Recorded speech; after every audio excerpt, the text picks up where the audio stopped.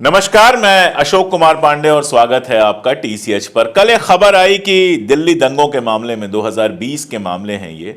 2020 में जो दिल्ली दंगे हुए थे उसके विभिन्न मामलों में 10 लोगों को जो गिरफ्तार किया गया था उनको कड़कड़डूमा की कोर्ट से जमानत मिल गई है। 2020 में उनको गिरफ्तार किया गया था, 2024 में जमानत मिली है। 4 साल ऐसे ही जेल में कट गए, बिना किसी गलती के जेल में कट गए। अब ये 4 साल वापस लाके कौन देगा? असल में दिल्ली दंगे मेरी जानकारी में शायद पहली बार एक अलग तरह का एक्सपेरिमेंट थे, जिसमें नुकसान जिनका हुआ उनको ही गिरफ्तार किया गया। ये जो गिरफ्तारियां हुई हैं वो शिव विहार के मामले की हुई हैं और संयोग से दिल्ली दंगों के बाद शिव विहार में मैं गया था। हम लोग की पूरी टीम वहां पे गई थी, बच्चों के लिए किताबें, स्कूली बैग्स वगैरह पहुंचाने का हम लोगों ने काम किया था और शिव विहार के इलाके को पूरा मैंने घूम के देखा था।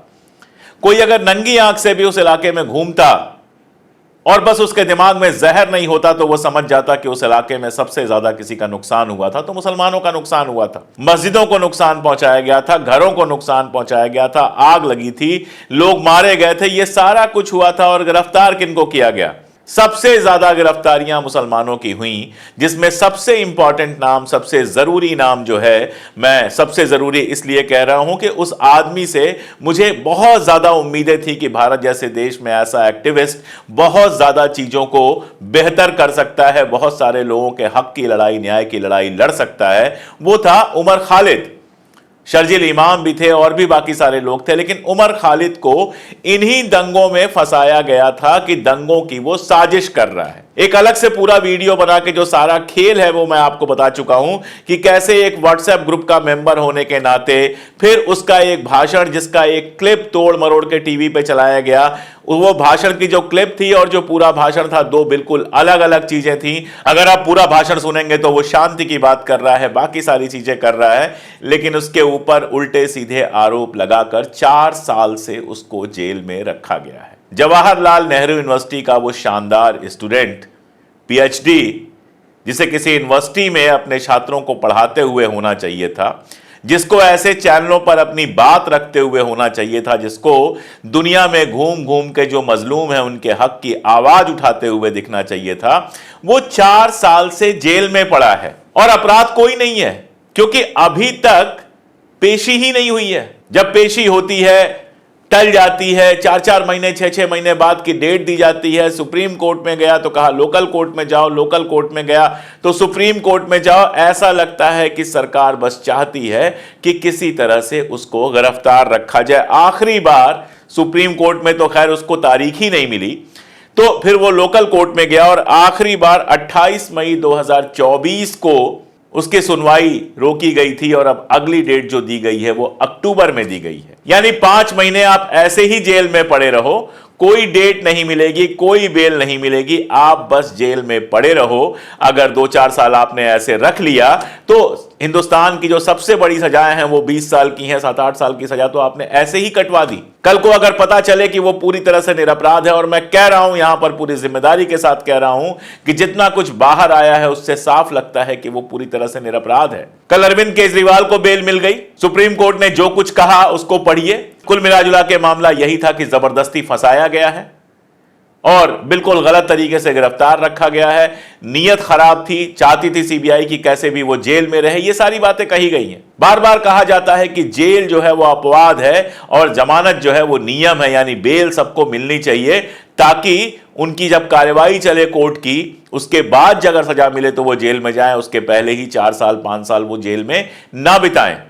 लेकिन उमर खालिद के मामले में, शर्जील इमाम के मामले में और दूसरे सारे मामलों में ये सारा कुछ हमारी कोर्ट्स को भी याद नहीं आता है। कोई कोर्ट इस बात का संज्ञान नहीं लेती है कि एक यंग स्टूडेंट 4 साल से जेल में पड़ा हुआ है। मैं आपको अभी हाल की घटना बताता हूं। जम्मू कश्मीर में एक महिला अधिकारी ने एक विंग कमांडर, आर्मी के विंग कमांडर के ऊपर आरोप लगाया कि इन्होंने हमारा शारीरिक शोषण किया है, यौन शोषण किया है। गिरफ्तारी से पहले ही उनको जमानत दे दी गई। कहा गया कि इस तरह के आरोप से अगर हम उनको गिरफ्तार करते हैं तो उनके कैरियर पर असर पड़ सकता है।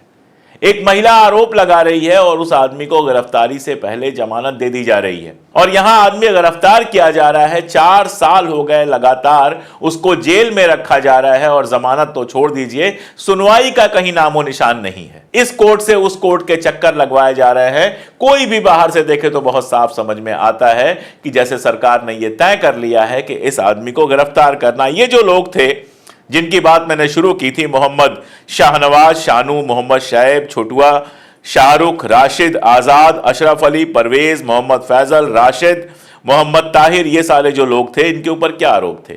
दंगों के आरोप थे, आगजनी के आरोप थे, चोरी के आरोप थे और तोड़फोड़ के आरोप थे। अदालत ने जो फैसला सुनाया है उसमें यह कहा है कि अभियोजन पक्ष यानी जो पुलिस है, जो गिरफ्तार करने वाली बॉडी है, वो आरोपियों के खिलाफ कोई भी ऐसा सबूत पेश नहीं कर पाई जिनसे उनको अपराधी माना जाए। यानी आपके पास सबूत नहीं थे, फर्जी सबूत यहां वहां से जुटाए गए, गिरफ्तार किया गया और 4 साल तक लटकाए रखा गया। अब आप बताइए, छोटी मोटी चोरी में तो 4 साल की सजा होती भी नहीं है, साल 2 साल की सजा में लोग छूट जाते हैं। ये बेचारे 4 साल जेल में काट चुके हैं और 4 साल थोड़ा बहुत नहीं होता है, 4 साल बहुत होता है। जो बच्चा 4 साल पहले जन्मा होगा आज वो बोलने लगता है, स्कूल जाने लगता है, स्कूल जाने की उम्र में चला आता है। वो 4 साल में जिंदगियां खत्म हो जाती हैं। किसी की दुकान होगी वो बर्बाद हो गई होगी, कोई कहीं नौकरी करता होगा, वो नौकरी चली गई, अब नई नौकरी मिलेगी कि नहीं मिलेगी कोई नहीं जानता, क्योंकि 4 साल जेल में रह के आए हैं, भले अपराधी नहीं है। उमर खालिद के साथ साथ मैंने नाम लिया शर्जिल इमाम का, यूनाइटेड अगेंस्ट हेट के जो संस्थापक हैं खालिद सैफी, और इस तरह के कई सारे लोगों को 4 साल से लगातार जेल में रखा गया है दिल्ली दंगों के बाद भी। मैं आपसे जानना चाहता हूं कि दंगे हुए थे, दोनों पक्ष के लोग थे, दूसरे पक्ष का कोई ऐसा नाम आप बता सकते हैं? नारे लगाते हुए लोगों की वीडियो आई थी, बाकायदा नारे लगाते हुए आई थी, गोली मारो करके, आपको याद होगा, और वहां कोर्ट कह देता है मुस्कुरा के कह रहे थे, और जमानत वगैरह तो छोड़िए, उनकी गिरफ्तारी नहीं होती है। कपिल मिश्रा की वीडियोस आई थी, उन जगहों पे गए थे जहां दंगे हुए थे, लेकिन कोई गिरफ्तारी नहीं होती है, एक कदम नहीं उठाया जाता है। एक ऐसा पूरा का पूरा माहौल बना दिया गया है जिसमें पहले तो उनके घर पे पत्थर फेंको, पहले उनके घर पे आग लगाओ, दंगा भड़काओ, मस्जिदें तोड़ो, सारी बदतमीजी करो, और फिर उन्हीं लोगों को अपराधी बनाकर, दोषी बनाकर जेल में डाल दो, और जेल में डालने के बाद बरसों बरस मुकदमा चलाते रहो, बरसों बरस केस को लटकाते रहो, ताकि आदमी 4-5 साल 6 साल तो ऐसे ही जेल में रहकर खत्म हो जाए, ऐसे ही उसकी हिम्मत टूट जाए, ऐसे ही समाज में उसकी हैसियत खत्म हो जाए। बाहर जब निकले भले बाइज्जत बरी हो जाए, लेकिन 5 साल 6 साल जेल में रहने के बाद जब बाहर निकले तो उसकी क्या हिम्मत होगी, वो क्या कर पाएगा, ये सोचने वाली बात हो। उमर खालिद को लेकर लगातार डिमांड्स होती हैं, ढेरों इंटेलेक्चुअल्स लगातार लिखते हैं, सोशल मीडिया पर बात होती है, लेकिन सोच के देखिएगा, कलकत्ता मामले में जो सुप्रीम कोर्ट खटाखट सुओ मोटो ले लेती है, नेताओं के मामले में रात को 12 बजे कोर्ट लग जाती है, उसी कोर्ट के पास टाइम नहीं था उमर खालिद को सुनने का। डेट मिली, डेट आने से पहले जज साहब ने कह दिया मैं इस केस से खुद को बाहर कर रहा हूं, डेट फिर 2 महीने आगे बढ़ गई। डेट मिली, इंतजार करते रहे, उस दिन नंबर ही नहीं लगा, बात ही नहीं हुई, केस लड़ा ही नहीं गया।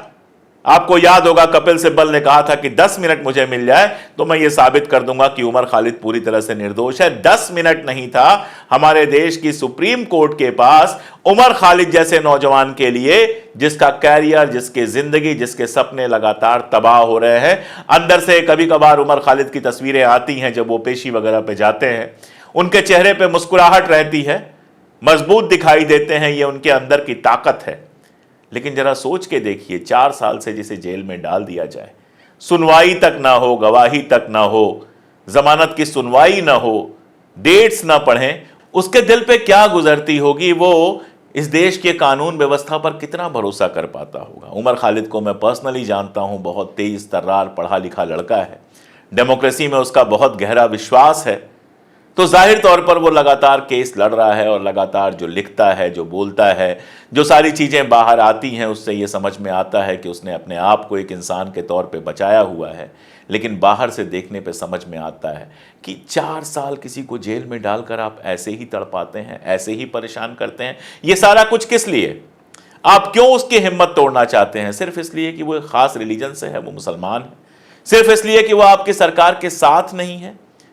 जिस देश में बड़े बड़े आरोपी, करप्शन के इतने बड़े बड़े आरोप लगते हैं और कोई कार्रवाई नहीं होती है, इस देश की जो सेबी चीफ है माधवी बुच, कितने बड़े बड़े आरोप उनके ऊपर लगे हैं। साफ दिखाई दे रहा है कि कैसे अलग अलग कंपनियों से उन्होंने अलग अलग बहानों से पैसे लिए हैं, लेकिन अभी तक कोई जांच भी नहीं शुरू हुई। कल स्विट्जरलैंड से खबर आई कि वहां के क्रिमिनल कोर्ट ने अडानी से जुड़े हुए 310 मिलियन से ज्यादा जब्त कर लिए हैं। बाकायदा अखबारों में जो रिपोर्ट आई उसमें अडानी का नाम है।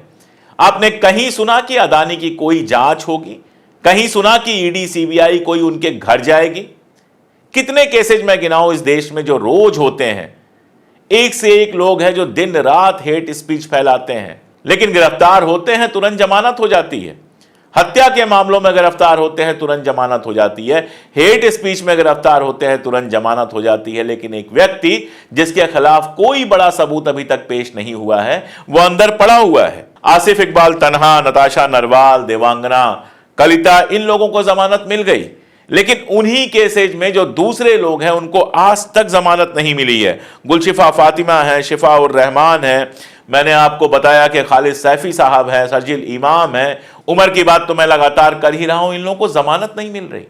इन लोगों के केस कहां चल रहे हैं, कैसे चल रहे हैं, कब पेशी होती है, कुछ समझ में ही नहीं आता है। 4-4 साल तक जेल में बिठा के रखा गया है। अगर आप केसेस याद करना शुरू करेंगे तो ऐसे कितने ही केसेज हुए हैं। पुणे ब्लास्ट का केस आप जानते हैं, बरसों लोगों को जेल में रखा गया। उसके बाद फैसला आया कि नहीं, इन लोगों का कोई हाथ नहीं था, सब लोग बाइज्जत बरी हो गए, लेकिन 6-7 साल जेल में रहे। अब वो 6-7 साल जो जेल में रहे उसकी कीमत कौन देगा? क्यों नहीं कभी कोर्ट ऐसा करता है कि जिन्होंने गलत तरीके से गिरफ्तार किया है उनके खिलाफ भी कोई कार्रवाई हो? अगर कोर्ट बार बार कहता है कि बदनीयती से किसी को गिरफ्तार किया गया है, केजरीवाल के मामले में कहा, हेमंत सोरेन के मामले में कहा, मनीष के मामले में कहा, अगर बार बार कोर्ट कहता है कि बदनीयती से गिरफ्तार किया गया है, तो जो अधिकारी बदनीयती से गिरफ्तार करते हैं, जो अधिकारी फर्जी केस बनाते हैं, उनके खिलाफ कभी कोई सजा क्यों नहीं होती? ये तो खुली छूट है कि आप किसी को उठाइए, गिरफ्तार कीजिए, 3 साल, 4 साल, 5 साल जेल में रखिए, उसके बाद कोर्ट से वो रिहा हो जाए और उसके 5 साल बर्बाद हो जाए, उसका कैरियर, उसका बिजनेस, उसका घर परिवार, सारा कुछ बर्बाद हो जाए और आपके ऊपर कोई असर ही ना पड़े। ये तो एक तरह का पुलिस स्टेट बना देना है जिसमें पुलिस किसी को भी उठाकर कितने भी साल जेल में रख सकती है, क्योंकि आप लगातार डेट मांगते रहेंगे, आप लगातार डेट बढ़वाते रहेंगे और कोर्ट सुनवाई तक नहीं करेंगी। ये 10 लड़के लकी थे। 600 से ज्यादा लोगों की रिहाई की बात है कि इस पूरे वक्फे में 600 से ज्यादा लोगों की रिहाई हुई है। 60 से अधिक लोग बाइज्जत बरी हुए हैं। जमीयत लगातार इन मामलों को देख रही है। इसमें सलमान खुर्शीद साहब भी वकील हैं और भी कई इंपॉर्टेंट वकील लोग हैं। ये सारे लोग इस केस को इस तरह के केसेस को देख रहे हैं और जो रिहा हो जा रहे हैं वो तो लकी हैं।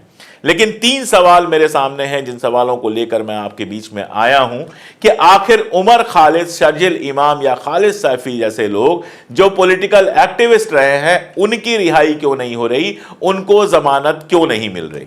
दूसरा सवाल कि हमारी कोर्ट्स के पास इनके केस सुनने का समय क्यों नहीं है?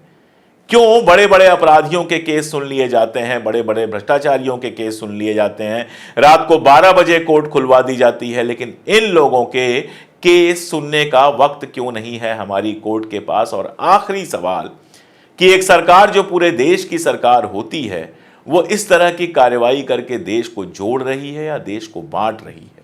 ये जो लोग जो जेलों में गए हैं, जेलों में इनके साथ जो व्यवहार हुआ होगा, जिन्होंने देखा है कि उनके सामने दंगा करने वाले आजाद घूम रहे हैं और वो जेलों में पड़े हुए हैं, इनके मन में भारतीय कानून के लिए, भारतीय व्यवस्था के लिए एक टीस तो उठती ही होगी ना। लगता ही होगा कि हमको एक खास धर्म का होने के चलते निशाना बनाया गया। इसके चलते जो अविश्वास पैदा हो रहा है, जो भरोसा टूट रहा है, उसकी कीमत कौन चुकाएगा? एक पार्टी तो इसके बल पे वोट पाकर सत्ता में बैठती जाएगी, लेकिन देश क्या इससे लगातार कमजोर नहीं होता जाएगा? देश के अंदर जिसको हम कहते हैं आंतरिक विभाजन, दिलों का विभाजन, वो क्या लगातार बढ़ता नहीं जाएगा? और अगर ये बढ़ेगा तो जो लोग खुद को बहुत राष्ट्रवादी साबित करना चाहते हैं, क्या उनकी कार्रवाइयों की वजह से, क्या उनकी गलतियों की वजह से हमारा राष्ट्र जो है वो भीतर भीतर टूट नहीं रहा है? ये सवाल हैं, इन सवालों पर सोचिएगा। हमारा तो काम है सवाल उठाना, हम सवाल उठाते रहेंगे। मैं अपने मंच के माध्यम से आदरणीय सुप्रीम कोर्ट से और बाकी कोर्ट से ये मांग करता हूँ कि इन केसों में थोड़ी तेज़ सुनवाई की जाए, इनको ज़मानतें दी जाएँ। इनकी ज़िंदगी का लंबा वक्फा 4-4 5-5 साल वैसे ही जेल में कट चुका है, कम से कम अब इनको आज़ाद किया जाए ताकि कानून व्यवस्था में लोगों का जो भरोसा है वो बना रहे। आज के लिए इतना ही, बहुत शुक्रिया।